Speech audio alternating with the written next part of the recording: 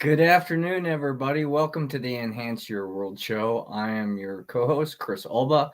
Larkin's going to be joining us here any minute now, but we wanted to get started because it was time to get started. So today we're going to talk about the power of choice. You know, over the last time, for much of my time, I've been reflecting on energy and going back to the source and the potential um, for everything, because everything comes back to a choice. And depending on our frequency, our vibration, all energy, and our thoughts and our feelings and how they're aligned, that's how we're going to behave. And as we go through this healing journey, um, there's all these different ways to rediscover our origins, rediscover our higher self, our truth, and how we choose to walk on this planet. And there's a lot of teachings, there's a lot of people, there's a lot of methods and trainings and ways to be are a part of our collective, but that has to come from within. We have to know ourselves and how, who, and why we are the way we are, and surrender the stories that keep us from being in our highest vibration of truth in the present moment, right? Because that's the truth. And when we can reflect on the past and imagine a future that feels good for us, that's exciting, that creates curiosity and passion and directionality for the mind, for us to put a plan together. When we're planning a garden, that's time for our mind to be at work. And okay, we have this much room for a garden. These are the types of plants that we'd like to put in there to cultivate. This is what I would like the outcome to be, those types of things. And then once we plant those plants, plant those seeds in our garden, that's where nature is involved. And it's not about us so much doing as being supportive and nurturing and being kind and caring for our garden. The time of creating new plans and new ideas is over. And this is I think the power behind our choices is we make a choice, and then it's a commitment to stay with that choice. It's the energy we put behind that choice that helps maintain that frequency of vibration.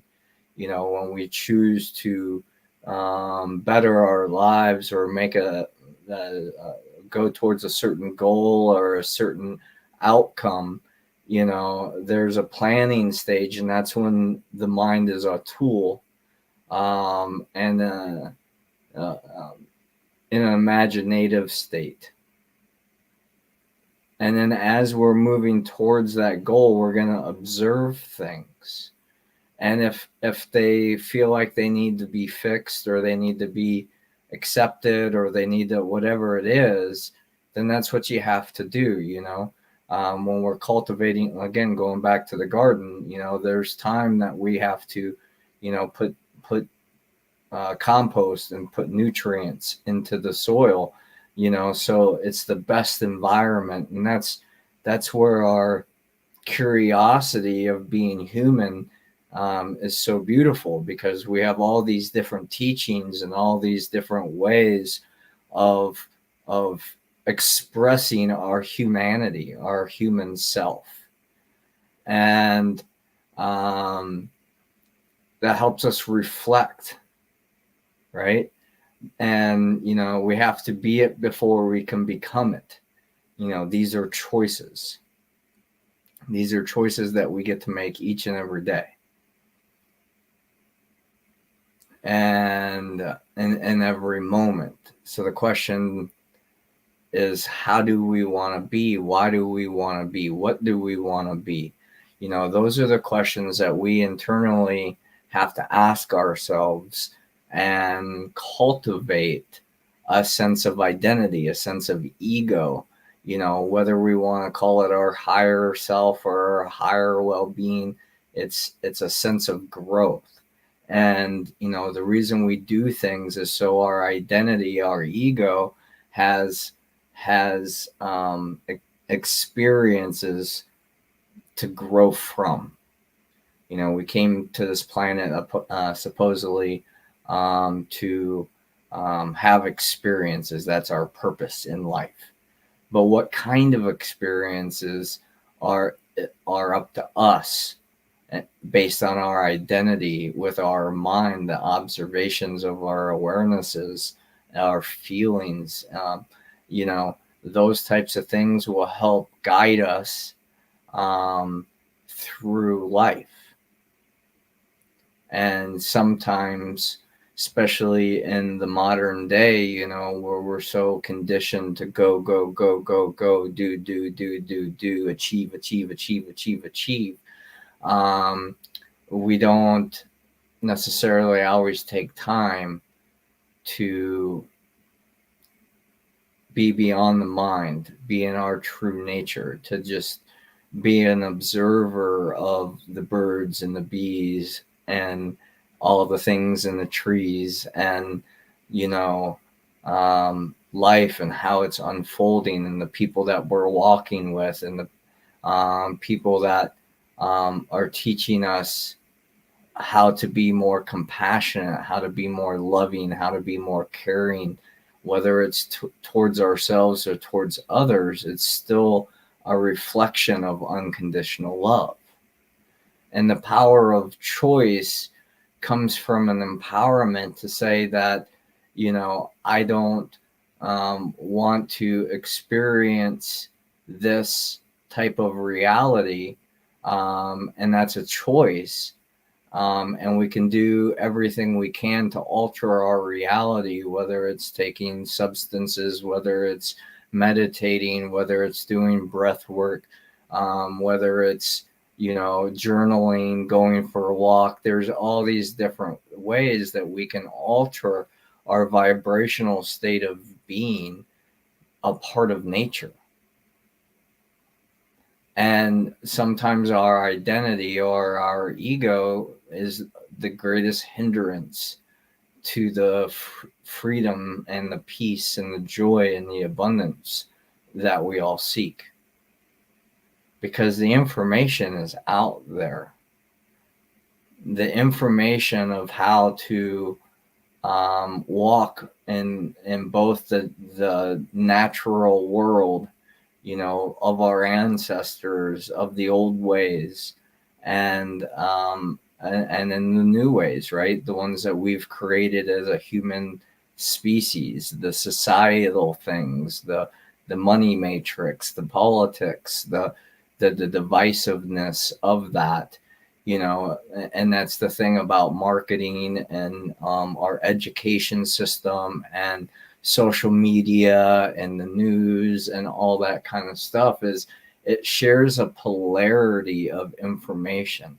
It's too confusing for most of us to have both sides of an issue, because then we actually have enough information to make a choice. And when people try to control the narratives of how we've been or how we want to be or what we see for the future, all that kind of stuff, we're trying to control not only our reality, but the other people in our reality too. We're trying to make puzzle pieces fit that maybe aren't meant to fit.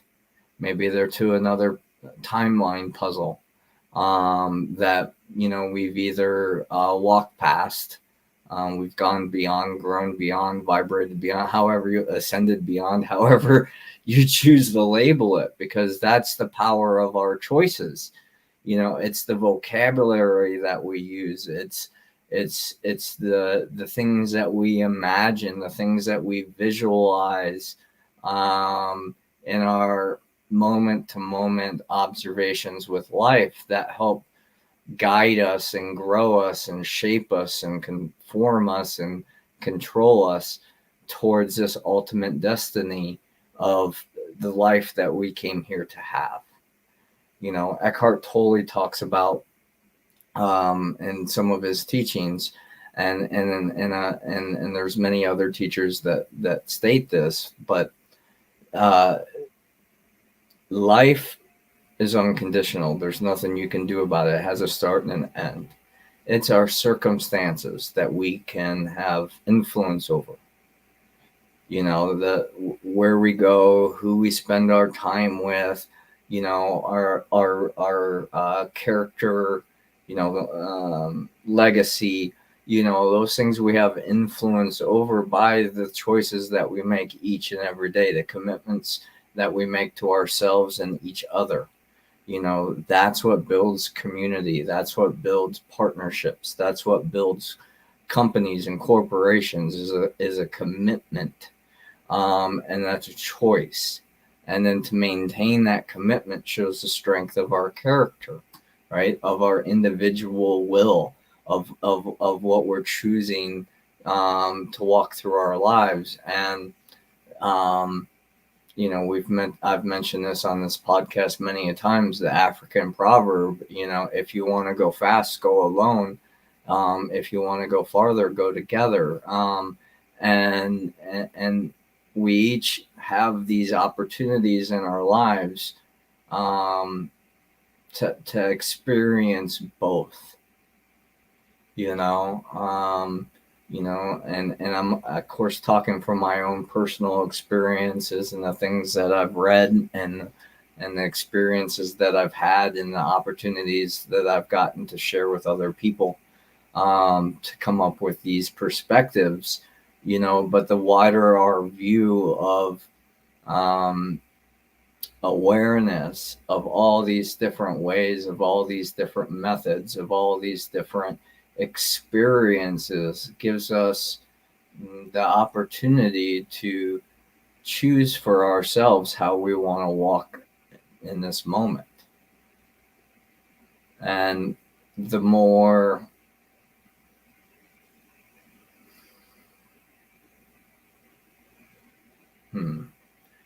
consistent that we choose to be, the more consistent the results and outcomes of our lives. And sometimes, that's a good thing, and sometimes that's a challenging thing, right? But they're all part of the human experience. It's all part of the energies of consciousness that help us evolve,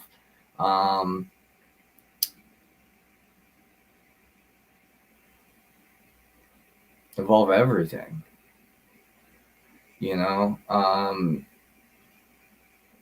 When we discover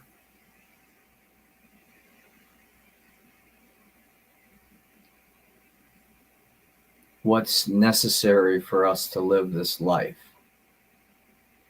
what's important for us, we can make it as simple or as complicated as we want to.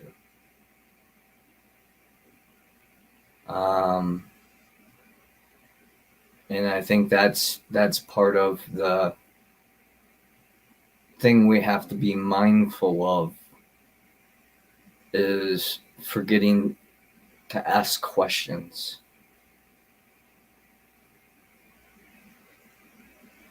Because we just assume or get caught up in our own thoughts and feelings. And then we tend to justify them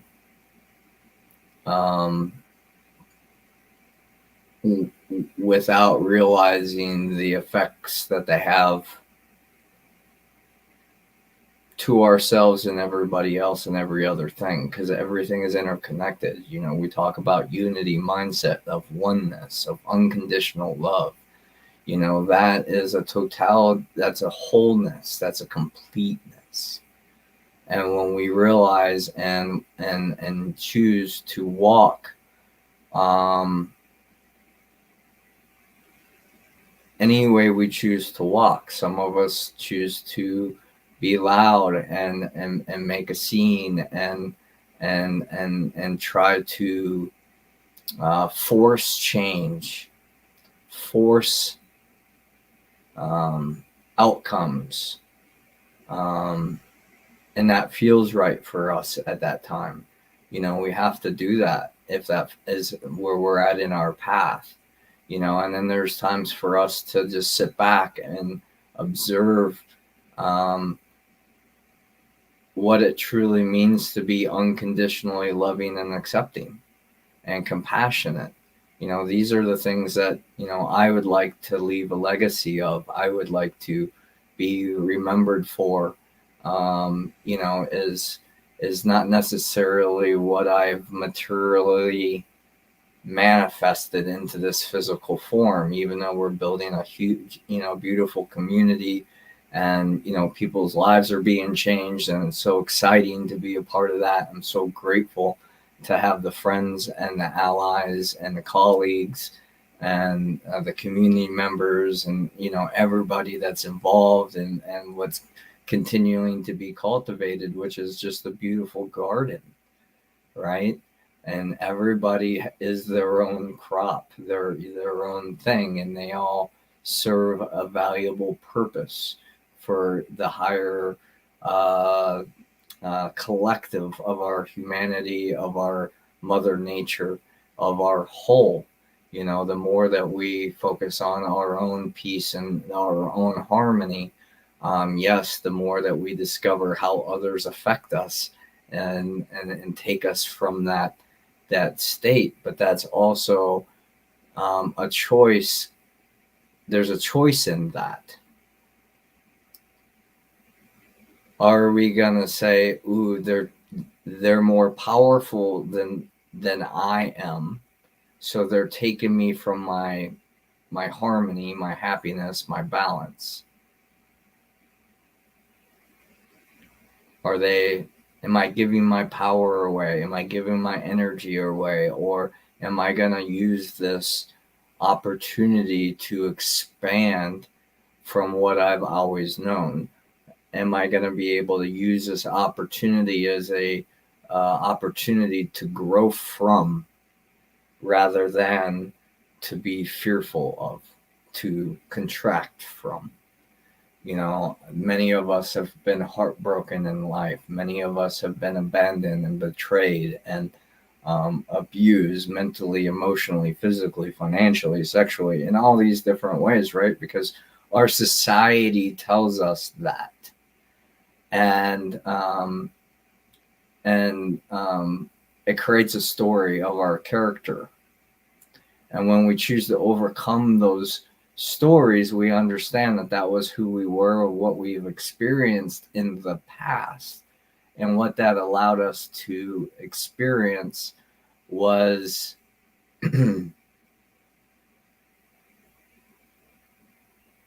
source energy, life itself, unconditional love. And it feels very conditional. It feels very, sometimes, victimizing, very hurtful. But that's also to teach us how resilient we are, how strong we are, how capable we are.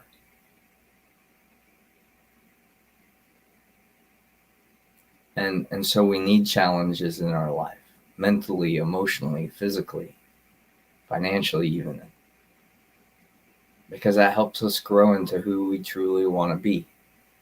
You know, I was having a conversation with a friend the other day, and we were talking about, you know, what a crazy thing to think about, but the belief that we're separate. So whether we want to say, my higher self is somewhere other than my ego or my inner child. And we create these archetypes, we create these characters within ourselves, to be able to identify with certain things mentally, because physically they don't exist. Energetically, it's just energy, and we're trying to make sense of the discord, the static interference of why we don't feel like we are where we're supposed to be, and we're doing exactly what we're supposed to be doing, and being who we're supposed to be in this moment. Because we're always evolving, we're always expanding. We'll never be more enlightened than we are in this moment. We'll always have more insights later in life. We'll have more hindsight. We'll have more experiences. We'll have more education. We'll have more information. We'll have all, that's the natural growth of reality of our consciousness. It's ever happening. They say the only constant is change. Well, it's only change because we failed to identify it's part of the growth process. It's all process. And when we can embrace the process of the unfolding of our lives into the best realities that we want, or that we desire, or we think we deserve, or, any of that other stuff, only then can we be awoken to new illusions. Or new awarenesses, however you choose to look at them. Hey, Larkin.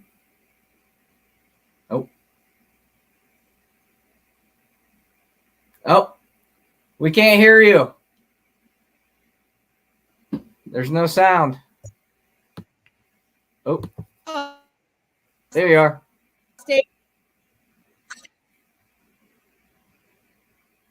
Oh, now you're froze. Yeah, sorry. I thought you did the stage. I was waiting for you to log me onto stage. Oh, no worries. My bad. Can you hear me? Yeah. No, it's fine. I didn't even know. Usually people pop me on stage before I'm even ready, so I just assumed. I like your shirt, though. I almost wore one just like that today. Blue collar, same color, everything. Yeah. Wow. Awesome. Right on. My husband's like, "Where are you?" He's like, "Your co-host is on. You're not on." I'm like, "Oh, shit." Anyway, yeah, I had horses to get out this morning, and it's always fun. So anyway, right. Hi, Rebecca. How are you today, Chris? I'm doing well in a weird I shouldn't say it weird, but I'm just in this really reflective space right now. And just reflecting on the power of choices, right? The choices that we've made, the choices that we're pondering to make, and the impacts that they have after we choose to commit to them.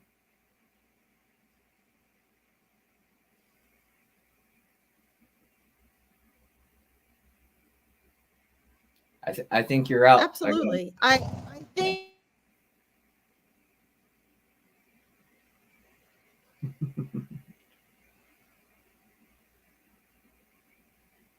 that at least spot is now too. You just circled 2, so maybe it's on your end. Maybe we're both talk about being contemplative. Yeah. Did you get my? No, I've been contemplative lately too. I think usually that's something we do a lot in the fall and in the winter, like seasonally. We often, kind of go into ourselves and sort of contemplate life and everything. But it definitely has been something this season that has gone on. Yeah, the horse is doing his cute little lippy thing. See you again. Yeah, he's waiting to go out. But I think, I love this topic. Obviously, I named my entire coaching business out after it, Powerful Choices. Because I don't think, one of the things, and you might have found this as a coach as well, one of the things I have found that people are most unaware of is what actually their powers of choice are. You know what I mean? Like, as far as, sorry, I'm trying to get myself in this and my horse. Horse people really want to see, right? Oh, there he is. Oh, I had the wrong stall. I was trying to get the one behind him. But you know, these things, they get all turned around, these cameras. There you go. There he is. Oh, I'm so grateful for the extra guest today. Oh, he's just bored to death. He wants to get out. But he's a little herder, so he's in right now because he can't control himself. He can manipulate everyone in the herd just the way he wants. So everyone's getting a break today. Right, buddy? He's super smart. Yeah. I think that there's two things, you know, initially here for people that I've really found with coaching. Number one, they don't understand they don't understand the power of choice. They don't understand how important that is. In other words, the power of choice, and I haven't even marketed this yesterday. I need to post this on my Facebook page. The power of choice is what puts you in your power. You step into your power when you make a choice. And we live in a world where, you know, like when my grandfather was a kid, they were taught to make choices. They were taught how to make good choices and how those choices align with who and what you are. But nowadays, we default. And the thing people don't realize is when you default, when you procrastinate or put off, or you wait for external circumstances, or you go from person to person and try to get someone else or other things to make the decision for you, you're actually giving your power away. Then you end up feeling stuck, helpless. You don't know how to create transformation, and that's a problem. And that's one thing. The second part is that people don't realize what they have choices in. They don't recognize that thoughts and feelings are a choice because we're not taught that, right? We're taught so-and-so made me feel this way, or I can't help what I'm thinking. I can't help how I'm feeling. And this is all initiated and it's promoted by music, television, movies, the school system. And the thing is a lot of these people that you know that initiate this stuff, they believe it too. Most of the people teaching other people, you can't help yourself. You can't help how you feel. You can't help what you're thinking. They don't realize how disempowering that is. And until you discover that for yourself, that's why I named my business My Powerful Choices. I had this moment where, because I'd been reading Eckhart Tolle, I had like this opening in my reality in this situation. And I remember the moment clearly, like it was yesterday, and it was over 20 years ago.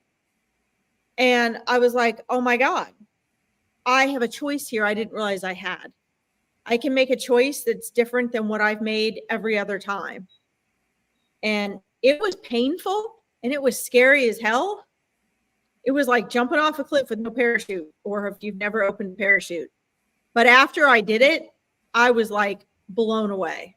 It was like, oh my God, I have this much power over myself. Yeah, I mean, but that's what faith is, right? Is stepping into the void, stepping into the unknown, you know, and you know, I would say even the choice to procrastinate is a choice, which is an empowered choice. You know, like I don't feel like the timing's right, or I don't feel like I have this or the right resources or whatever. So I'm gonna, you know, take that opportunity to build that up. So when I do take the leap of faith, I feel more supported. You know, maybe I have a bigger nest egg, you know, financially or whatever it is.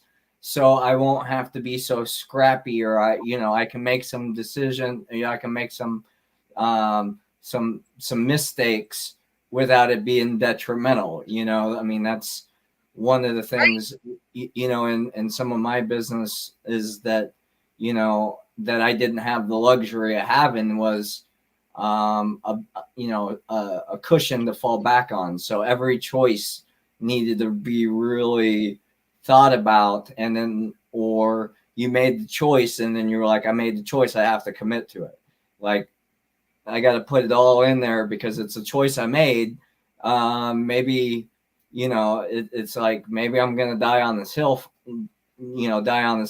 with this thing. But, luckily for me that it's not going to be my totality death, but just this part of this journey, that might end at this because I went all in, and it didn't pan out the way that I expected it to, and I won't be able to continue on in the way that I had. But the fact that I get a redirect, and I can use that energy to redirect and find something another way, is part of our human experience and the power of our choice. Like, you can't make a wrong choice. Like we were saying last week, you're always on the freaking path. Like, you're not off the path. It might not be the path that you want to be on right now. And so you've separated, yourself into this story. And that's the hard thing with choice, is it does seem to cause separation, because you have to have a direction of where to go. And so that means if you want to go up, that means you have to choose not to go down. But when you really realize that no matter what you're doing, you're always in this place of presence, always the center, like there's only just pure potentiality, which is hard to sit with. You hit on like the key points here, I think, of choice making. I have to say this, first of all. Hi, Bonnie Rose. Yes, that's Micah. There he is. You should see him now. He's a whiz kid. Hello, Rebecca. Welcome. Let's see. You'll watch back. Awesome. All right. Thank you for tuning in, Rebecca. We'll see you later. I'll see you maybe at 4. So sorry, Chris. Bonnie knew Micah at the old barn. That's why I said hi to her. So you hit on the crux, I think, of everything about choices. Why people don't make them. What's scary about them. One of my favorite quotes is, "The path to hell is paved with indecision." And that is so true. People don't realize it. But here's the thing. Life goes on regardless. Mm-hmm. Okay? Hi, Susan Kirby. Welcome. Life is going to be happening. The side you don't see to not making decisions, and like you were saying, Chris, I mean, that's the most vital part of this. And it's why people don't want to make them. When you make a choice, it's a crossroads, right? Robert Frost's poem is really all about choices. Mm-hmm. And the path not taken. So when you choose a path, you're always also selecting the path not taken. You're choosing to say no to something. You're choosing to turn away from another choice. You're closing off options every time you make a choice. The collective egoic mind seems to stop with that. We have a reaction to that because we have this grasp on the fear of losing or missing out or not having or giving up an option. We don't want to lose our options, right? Everybody wants their cake and they want to eat it too. And it doesn't matter if it's a job, if it's a relationship, it doesn't matter what it is. People tend to not want to give up something, but they want to gain something. So when we make a choice, we always feel like people are trying to project the outcomes. That's why they come to psychic readers. They want to know the outcome before they make the choice. But guys, here's the rub. And I try to tell people this in my readings as well. And people don't like this because I hope you guys are listening very closely. The mind exists within if you're in the mind, which is synonymous with ego, which is synonymous with thought, as Eckhart Tolle says. Mm-hmm. You're either in the future or the past. So most people are always making their decisions either based on, oh my God, I don't want to repeat the past, a fear of repeating the past, or place from pain and regret of the past. They're stuck in the past, or their fear of the future, projection of the future. And so when most people make a decision, think about it. Think what you guys typically do. When you make a choice, you try to project and anticipate what you think is going to happen. And you almost always choose the thing that you think is going to give you what you want. And then when that doesn't pan out the way we think, we say we made a mistake. And what I'm inviting you all to do, and I think Chris is probably with me on this because we've both been through this, is you've got to completely change your perspective about choices.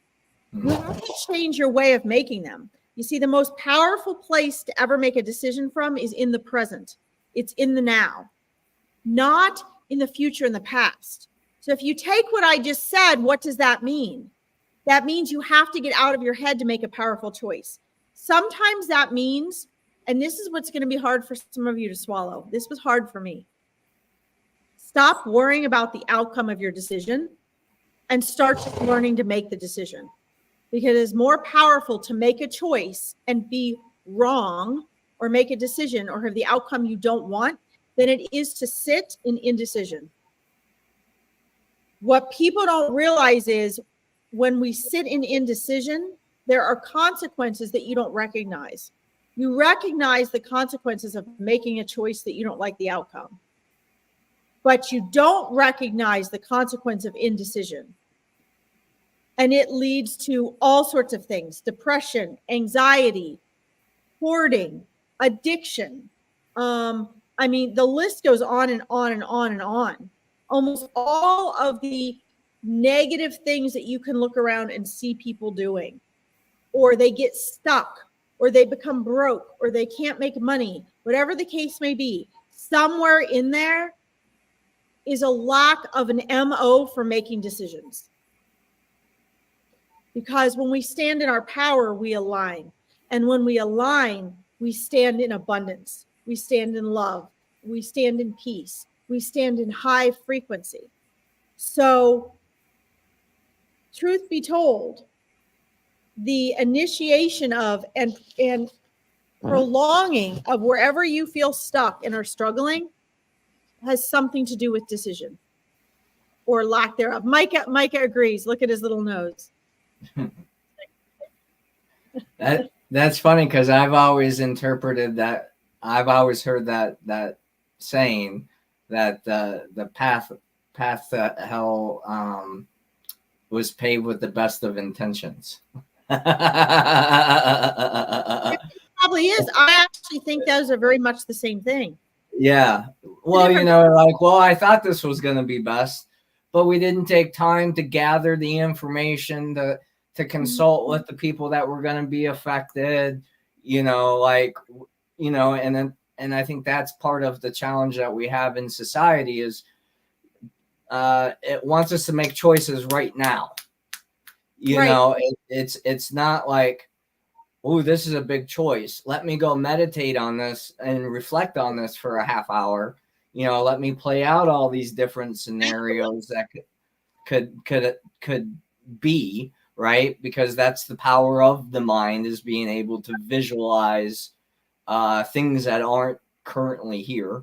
And so then we're reactive in our choices because we want to avoid pain and move towards pleasure. So like that underlying addiction, until we're aware it's an addiction, and choose to say, you know what, I'm just going to be forged by the fire. It's going to be everything that it's going to be. I don't know what it's going to be, but the process of going through whatever it is that I'm unaware of will help forge my ego, my character, my higher self, whatever the archetype that we're trying to put on it is, because that's part of the story of how we use that energy. you know, and it's just gonna be what it's gonna be. Like, I'm here, you know. I think masculine energy is saying, there's freedom in all of these expressions, you know, but here's the container, you know. When we're trying to be kind, when we're looking to be compassionate, when we're trying to be understanding. And I don't like the words try, you know, or can. You either do or you don't. But you know that they're just polite ways of saying it, giving people outs when we don't meet that result. So it doesn't become a misstep or a mistake. You know, oh, I tried that once and it didn't work out for me. Okay, well, geez, I've never really got proficient at anything by only trying it once. You know, and it's by doing it over and over and over again that we learn. You know, I mean, even yesterday, you know, I was working on our gardens and I needed uh, wood chips. And so my dad usually works the tractor when, you know, whatever, because it's his tractor and he enjoys driving it. And, you know, yesterday he was like, do you want another lesson on it? I'm like, you've given me lessons on it. He's like, yeah, but is one more going to hurt? I'm like, fuck no, it won't. You know, let's do it, you know? And so then, you know, I got practice on it, you know, and, you know, from an outsider perspective, my girlfriend was there at the time and she was like, you looked really comfortable and really happy and like you knew what you were doing. And, you know, the whole time inside, I'm like, just don't hit the truck. Just don't hit the truck. Just don't hit the truck. Yeah. Yeah. You know, but it's by going through those things that you become more comfortable with our ego going warning, warning, warning, danger, danger, danger. And it's like, you know what? I'm okay. You know, like I'm okay. Like, and maybe maybe I do express some emotions in a improper way at an improper time. But then that's an opportunity to reflect back and go, well, why did that happen for me?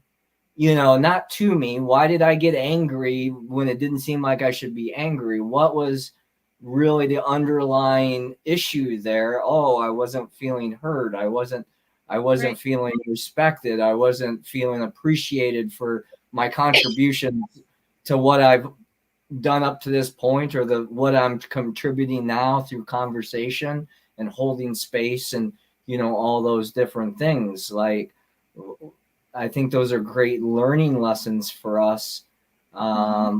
When we have the experience, it's hard to teach them, you know, and I know you probably feel the same way. And, I know a lot of us, you know, kind of got away from the word coaches and more towards guides or healers or whatever, because, you know, we wanted to try to find something that felt a little more authentic in the labeling of how we serve, rather than, yeah, well, you know, we're going to coach you through these experiences and hopefully you're not going to have the experiences that I had, you know, and if you do, I'll be able to relate and understand what you're going through because I went through something similar, you know, and trying to shortcut, you know, things that can't be shortcut, you know, like, you know, my brother and I were in a conversation on Mother's Day, and, you know, he's like, well, when you know, you take responsibility for other people's stuff,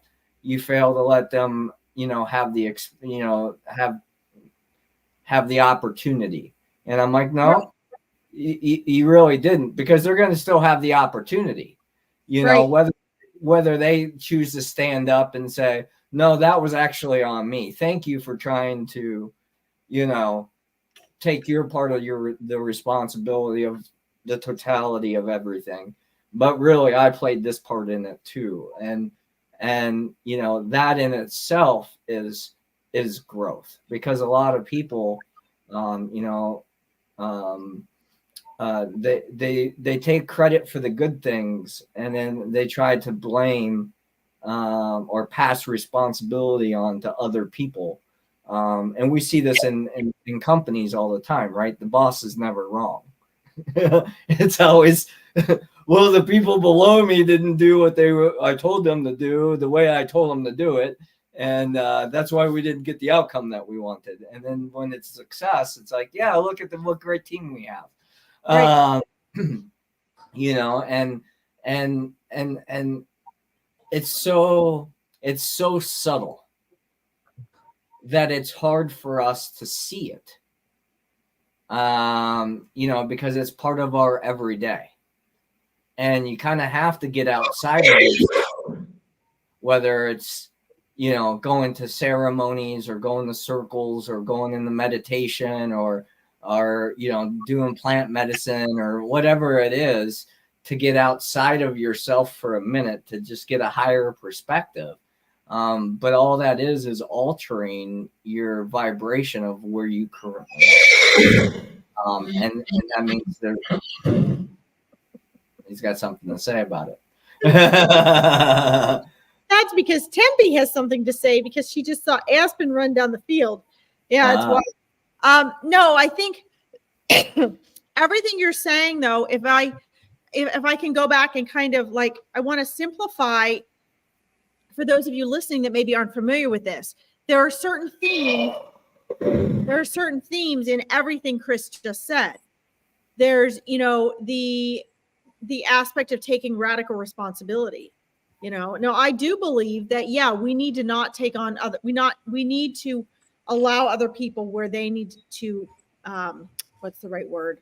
There are times that we sort of take people's choices away from them and we get them in a habit, we enable them, we get them in a habit of making something easy. And I think there are cases where, you know, everything, we have to be careful as humans. We have very sticky thinking. We have to make sure that we're not black and white, because life is not black and white. You know, when we go and we say, okay, well, like the word try, for example, you know, that becomes contagious. It becomes a collective thing. So now you have some people, they'll, you know, whenever you say the word try, you know, they'll say, do not, you know, do not try. There is no try. Well, yeah, there is try. There's a place for trying. But, you know, it's like, what does that really mean? What is trying really? If you use it in one context, it's very disempowering. If you use it in another context, it is empowering. Right. If you're saying, keep getting back up and try again, try again, try again.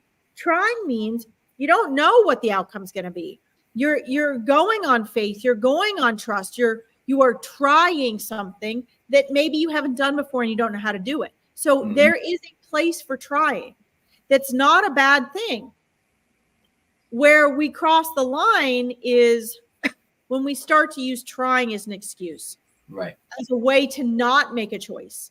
And we have all these things that we use to not make a choice. And, you know, the other thing is a lot of what you were saying, Chris, is get to know thyself. The most powerful people in the world know and understand others because they know and understand themselves. They know and understand life because they know and understand themselves.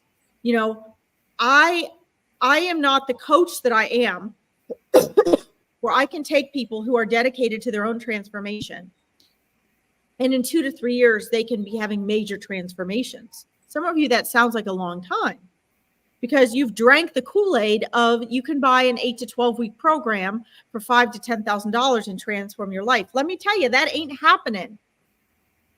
I don't know.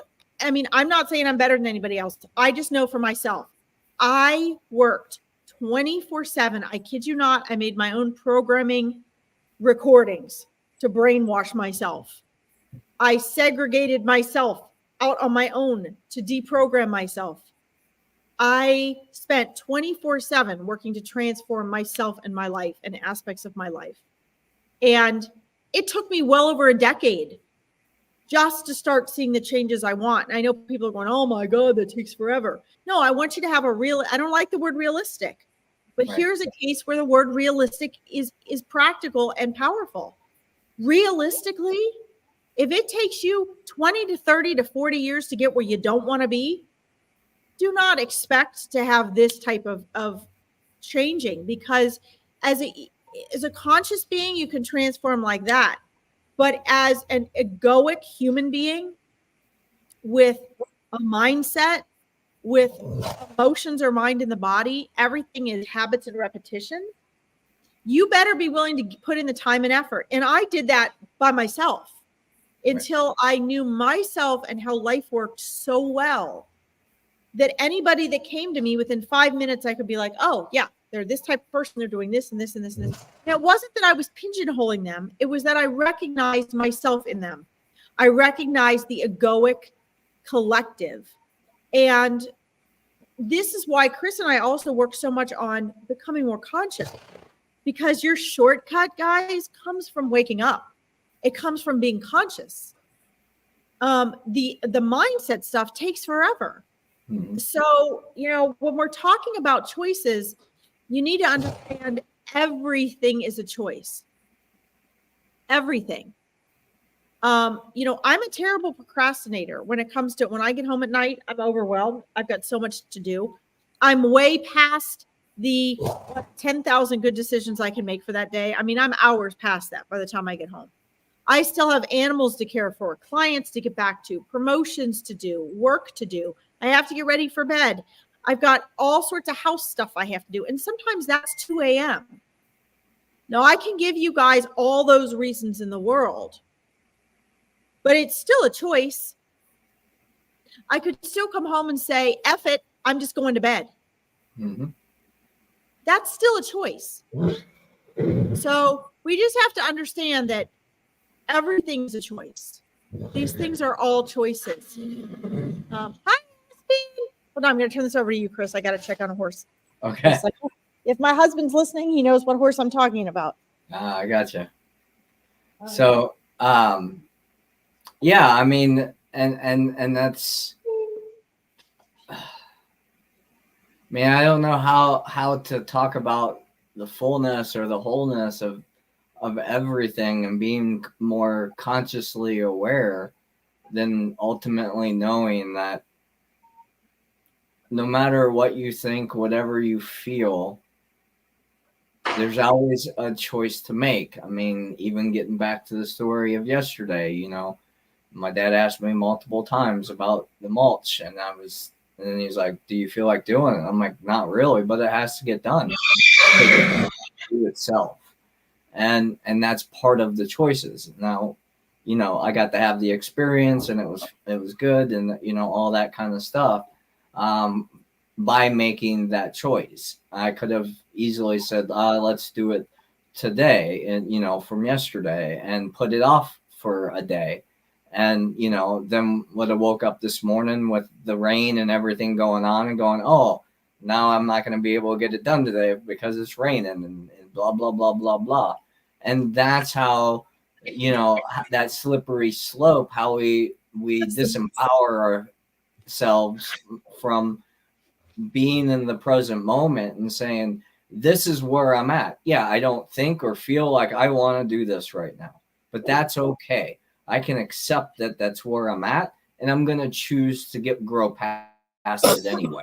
That's how you make an empowering choice. That's how you step out of your old paradigm, how you step out of your own mindset, how you step past your emotions, is be aware of them.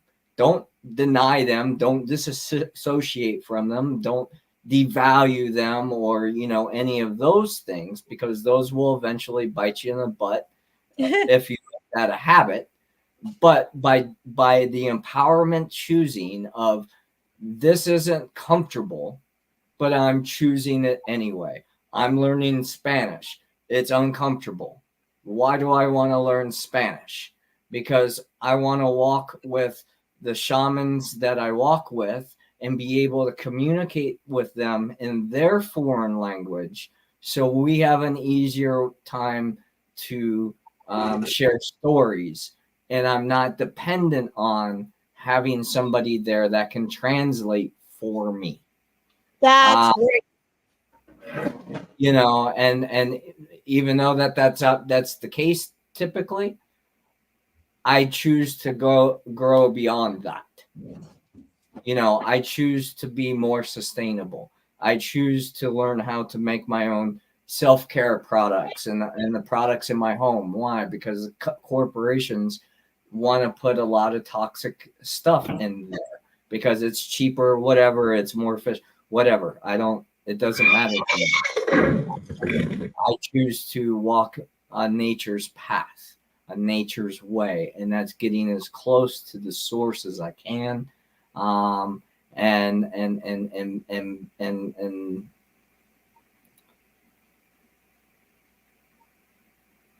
being in harmony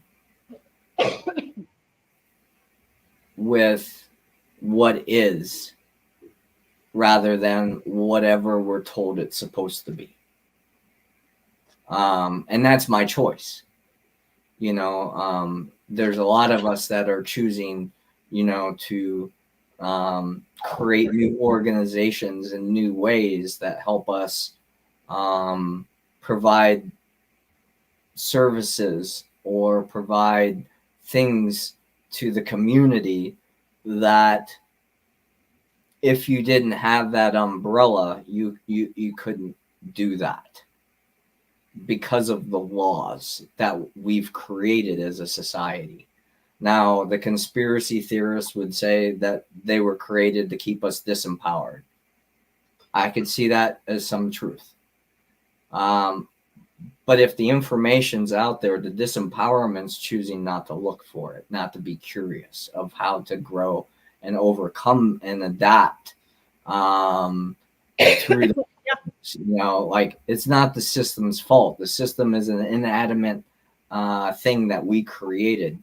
So with that is a circumvention of things.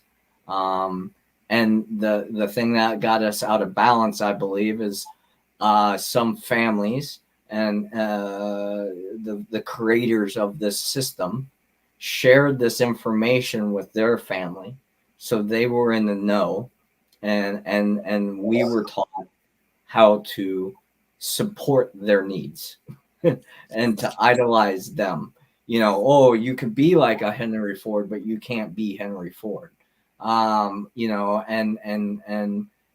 creating these idols, whether they're, a shaman from another country, or a rock star, or a porn star, or the president, or whatever archetype their role that they're playing.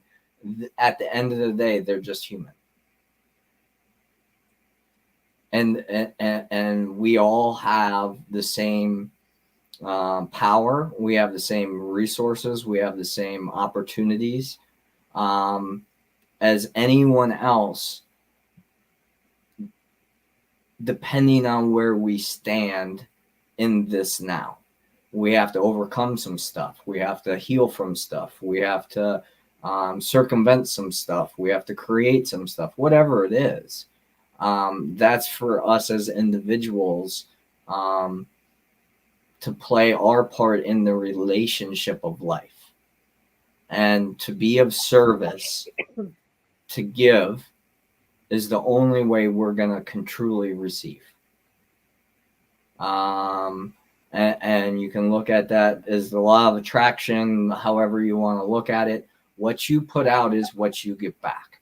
So when you're giving out kindness and love and support and nurturing, the majority of people will also give that back to you. If you're just, my example in my own life, in my past, was how can I serve you? How can I help take care of you? How can I help fix you? How can I help get you from where you are to where you want to go? And people would call me salesy, and didn't know if I was authentic or not. And I honor that, and I respect them sharing that with me, because at the end of the day, all I've ever wanted to do is help people overcome the challenges in their life that they thought were stopping them from being happy, healthy, and harmonious. Because if we can do that on an individual basis, then that will reflect outwardly to the collective basis. And then hopefully our future generations have an equal opportunity to live on Earth and enjoy all the things that we get to do today. Oh, absolutely. I mean, that is, there's so much there we could go on, guys. There's so much. I mean, it's so important. You know, one really good point is, yes, is there a system? Has there always been a system in more advanced, larger societies that has, yes, that has used the working class people and even those in between, those kind of running everything, royalty or what have it. We've always had that because that's part of our collective human hierarchy. And just like we are, you know, in a very sensitive time about discrimination, everyone's being discriminated against. Well, I hate to tell you, this is also part of the primate thing. I am not saying it's okay. I'm saying it's a fact. We are 99.9% chimpanzee DNA, whether you like it or not. That's pretty incredible that we're that different than they are, and yet our DNA is 99.9%. And all primates think that way. All animals have some sort of hierarchy, and judgment and discernment is you know, they're kind of two edges of the same coin, but it's part of our survival. So again, you're taking another thing where we are no longer in survival mode every day. We're not running from the saber-toothed tiger every day. And so what happens? What was judgment that would keep us alive? You know, when we were 10,000 years ago, there was a tribe that might, you know, they would eat you.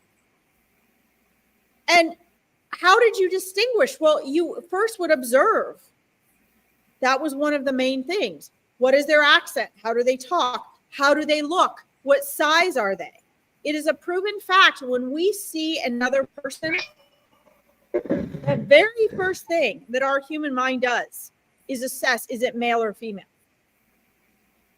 This is not a bad discriminating thing. This is literally a survival tactic that we have. Because no offense to all of you women out there, but if you're out, you're the woman out there hunting for berries, looking for the non-poisonous berries, while the men are off hunting for a week, you sure as hell better discern if who's coming through the brush is another woman or if it's a man. That's survival. That's how women survive. We project ahead of time. We are preventative, right? Do they need to go hide? Is this a woman across the river? Or is this someone that's from the tribe that would eat you? I mean, you know, this isn't me promoting discrimination, guys. This is, you have to get to know what is natural that now is in our everyday society that we don't need anymore for survival. What you're going to find is it's still such a part of our human makeup that we have to find another way to direct it. Is it right to be discriminatory and mean to other people and judge them? No. But if you're at a stoplight and that light turns yellow, you better learn how to make a judgment. The question is, where and how are we making judgments? And we have to learn to make them better. And this is a huge part of making a decision. You know, it's how we make decisions. Do we stop or go at that stoplight is a decision. Do we trust this salesperson or that salesperson? That's a decision, right? And Chris had a lot of really good points. But the point I was getting at here is when he's talking about it's our responsibility, regardless of what society is doing to us. Your power of choice lies within you. How are you going to respond to that? And I heard you say kind of way back there, Chris, you know, if we all responded differently, individually and then collectively as the masses, the dynamics of society would be forced to change. Mm-hmm. They'd be forced to change. We allow ourselves to be brainwashed. Why? Because the powers that be know to offer the masses what they want. What do we want? We want dopamine. So since we want a dopamine fix, how do they control what we do and what we want? Well, when it comes to the end of the day, everybody wants to go home and relax. They want that dopamine fix. They want to sit down and chill in front of the TV or to get on their social media. And what happens? Then that sets you up for that 95% of your mind you're not aware of, that programming. You literally want to get hooked up to the matrix and be brainwashed. You might say to me, Larkin, no, I don't. But you're choosing that every day. Mm-hmm. So we just have to take radical responsibility, which we talked about earlier, Chris. We have to take radical responsibility and find out, where do we have our choices? What are our choices? And I always tell my clients, like, always ask yourself, is this choice in the future and the past? That means it's your ego. Or is it being made from the present? Is it the same or different than what you've made before? And are you wanting to make changes? Then you don't want to be making the same choices. Right. And does this decision lead you? It's either going to always lead you to or away from where you want to go. Those three choices are very, very important. Right. Well, I would say they're like signposts to the choice, right? Oh yeah, he agrees. Mike, I appreciate you being in the broadcast today. Thank you for the confirmations. Well, you had to have something fun to do.